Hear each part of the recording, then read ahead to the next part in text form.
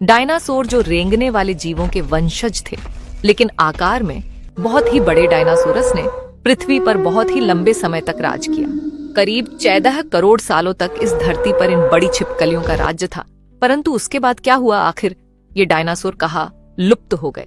आखिर वो कौन सी घटना थी जिसने इनका नामोनिशान मिटा दिया? इसे जानने के लिए हमें समय में फिर से पीछे जाना होगा। तो आइए चलते हैं आज से 6.5 करोड़ साल पीछे।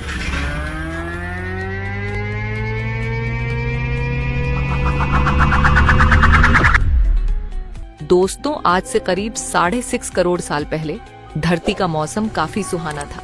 चारों तरफ पेड़ पौधे, सूरज की धूप, समुद्र से आती ठंडी ठंडी हवाएं, और ये डायनासोर इस धरती पर मौजूद हुआ करते थे। परंतु यहाँ डायनासोर के अलावा एक और प्रजाति भी थी जो आकार में बहुत ही छोटी थी और ये आज के चूहे जैसा दिखती थी। असल मायनों में ये ही हमारे प्राचीन पूर्वज थे और आगे चलकर हम इन्हीं से विकसित होने वाले थे। ये थे मैमल्स यानी स्तनधारी जीव। आपकी जानकारी के लिए मैं बता दूं कि डायनासोर अंडे देते थे, लेकिन मैमल्स अंडे नहीं देते हैं और हम इंसान भी एक मैमल्स है। उस वक्त ये मैमल्स डायनासोर के डर से जमीन के अंदर बिलों में छुप कर रहते थे और इनकी यही खासियत इनके लिए वरदान बनने वाली थी। जब ये सारे जीव आराम से धरती में अपना जीवन बिता रहे थे, उस वक्त 10 किलोमीटर के डायामीटर वाला एक एस्टेरॉयड सीधे धरती की ओर बढ़ रहा था।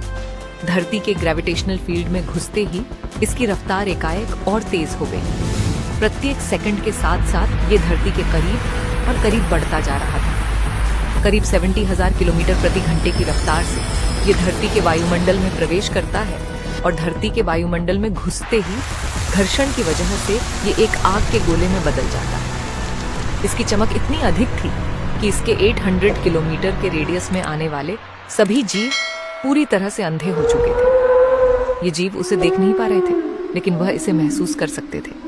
एस्टेरॉयड जमीन से टकराता है और एक बहुत ही भयंकर विस्फोट होता है। ये विस्फोट इतना शक्तिशाली था कि इसके टकराते ही पृथ्वी की लाखों मीट्रिक टन धातु अंतरिक्ष में चला गया। विस्फोट वाली जगह पर एक 180 किलोमीटर चौड़ा और 20 किलोमीटर गहरा गड्ढा बन गया।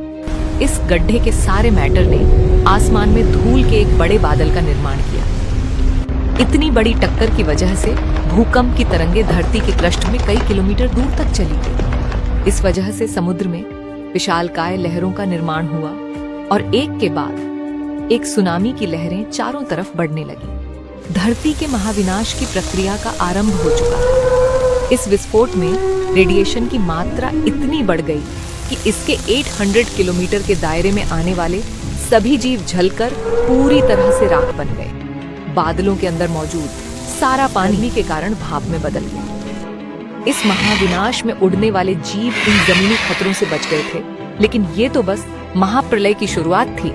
विस्फोट की वजह से जो लाखों मीट्रिक टन धूल और पत्थर अंतरिक्ष में गया था, ठीक 40 मिनट बाद वो आग के गोले के रूप में धरती पर बरसने लगा।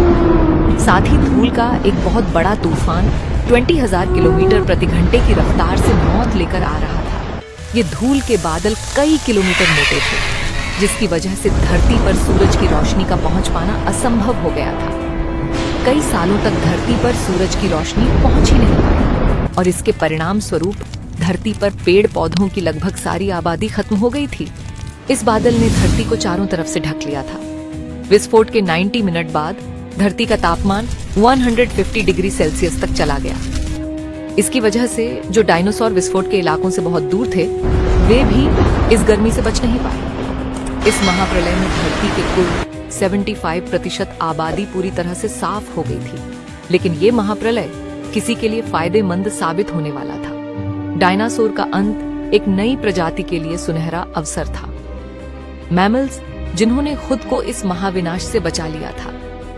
अत्यंत गर्मी से बचने के लिए ये जमीन के अंदर रहने लगे और जिंदा रहने के लिए इसने सब कुछ खाना शुरू कर दिया। महाप्रलय के कुछ लाख साल बाद अब धरती पूरी तरह डायनासोर से मुक्त हो चुकी थी और धरती पर एक नई शुरुआत की प्रक्रिया चल रही थी। इस नई दुनिया में हमारे प्राचीन पूर्वज समय के साथ साथ विकसित हो रहे थे। अब यह आकार में पहले से काफी बड़े हो चुके थे, परंतु यह अब भी देखने में हमारी तरह बिल्कुल नहीं लग रहे थे। क्योंकि इनसे आगे चलकर कई अन्य प्रजातियां में विकसित होना था। आज से करीब 4.7 करोड़ साल पहले अब धरती का वातावरण लगभग पूरी तरह से आज के समान बन चुका था। इस वक्त धरती का तापमान 24 डिग्री सेल्सियस था और धरती का 1 दिन करीब 24 घंटों का होता था।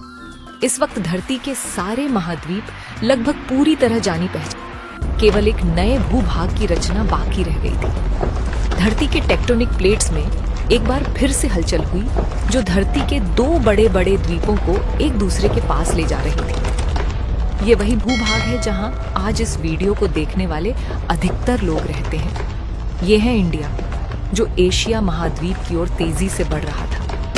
इन दोनों द्वीपों के आपस में टकराने की वजह से एक नए भू श्रृंखला का निर्माण हुआ, एक नए पर्वत श्रृंखला, और इस पर्वत श्रृंखला में गिरने वाला बर्फ आगे चलकर कई नदियों का निर्माण करने वाली थी, जो भविष्य में दुनिया के लगभग आधी आबादी को पीने का पानी मुहैया कराने वाली थी। लेकिन यहाँ धरती पर अब भी कुछ कमी रह गई थी। धरती पर अभी भी कोई चीज लापता थी। वे थे हम मनुष्य। लेकिन परिस्थितियां अब बदलने वाली थी। आज से 40 लाख साल पहले अफ्रीका के पूर्वी इलाके में एक नए पर्वत श्रृंखला का निर्माण हुआ, ईस्ट अफ्रीकन रिफ्ट वैली। ये पर्वत यहाँ आने वाले मॉनसूनी हवाओं के लिए एक अवरोध बन गई थी और इस वजह से यहाँ के जंगलों में बारिश आनी बंद हो गई। और यही इसी जंगल में रहते थे एप्स। यह पेड़ के ऊपर रहते थे जहाँ उनको खाने की कोई कमी नहीं थी। इस वजह से ये हमेशा पेड़ों पर ही रहते थे। लेकिन अब यह समय के साथ साथ सूखा पड़ने लगा। बिना बारिश के जंगल पूरी तरह साफ हो गए और इन एप्स के लिए खाने की समस्या उत्पन्न हो गई। खाने की तलाश में इन्होंने पेड़ों से उतरने का निर्णय लिया। ये है आर्डिपिथेकुस रामिडुस। ये हमारे पूर्वज थे। कई हजारों सालों के विकास क्रम के बाद हमारे पूर्वज अब 2 पैरों पर चलने लगे। इससे ऊर्जा कम खर्च होती थी और ये चलते हुए भी खा सकते थे। अब इनका दिमाग भी तेजी से बढ़ रहा था और ये धीरे धीरे होशियार बन रहे थे। समय के साथ साथ विकास की प्रक्रिया चलती रही। हमारे पूर्वज धीरे धीरे विकसित होने लगे और इनका दिमाग भी धीरे धीरे बड़ा होने लगा। समय के साथ साथ इन्होंने पत्थरों से हथियार बनाना सीख लिया। अब शिकार करना काफी आसान हो गया था। समय के बीतने के साथ साथ हमारे पूर्वजों ने आग को काबू करना सीख लिया। आग की खोज हमारे पूर्वजों के लिए सबसे बड़ी खोज थी। ये उन्हें गर्मी, रोशनी और अंधेरे में सुरक्षा देती थी और इसी वजह से अब परिवार भी बनने लगे। हमारे पूर्वज अब साथ साथ रहने लगे, इससे वे सुरक्षित रहते थे। आग में पका मांस को चबाने में कम ऊर्जा खर्च होती थी और इसी वजह से यह ऊर्जा अब इनके दिमाग में खर्च होने लगी। हमारे पूर्वजों का दिमाग अब काफी बड़ा हो चुका था। ये थे होमो इरेक्टस, हमारे पूर्वज, जो अन्य जानवरों से ज्यादा होशियार थे और मिलजुल कर रहने वाले पहले जीव थे। इन्होंने अपने संदेश को दूसरों तक पहुंचाने के लिए अलग अलग आवाजें निकलनी शुरू की। इससे हमारे पूर्वजों ने भाषा का निर्माण किया, जिसके जरिए हम बातचीत कर सकते थे और ये हमारी सबसे बड़ी उपलब्धि थी। यही वो क्रम था जिसके बाद विकसित होकर हम बने।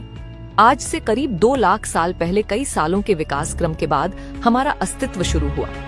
हम होमो सेपियंस यानी बुद्धिमान जीव। हमारे पास धरती के सारे जानवरों की तुलना में सबसे बड़ा दिमाग था। हमारे पास औजार थे, भाषा थी और सबसे बड़ी चीज हमारे पास दिमाग था। आज से करीब कुछ सेकंड पहले हमने और आपने साथ में मिलकर 4.5 अरब साल के सफर को तय किया। अब हम वापस घर आ चुके हैं। ये है हमारी दुनिया, हमारा समय। आज हम काफी विकसित और आधुनिक बन चुके हैं। आज हम अपने आसपास घटने वाली घटनाओं को पूरी तरह समझ सकते हैं। आज हम जानते हैं कि यह समुद्र कहाँ से आए, ये जमीन जहाँ हम खड़े का निर्माण कैसे हुआ और आखिर में धरती में जीवन कहाँ से आया था। लेकिन हमारा सफर अभी भी खत्म नहीं हुआ है। हमें अभी और भी आगे जाना है। हमें इस संसार को और अच्छे से समझना बाकी है। तो आज के लिए बस इतना ही। अगर आपको ये वीडियो पसंद आया तो इसे लाइक जरूर करें और नीचे कमेंट में बताएं कि आपको यह सफर कैसा लगा।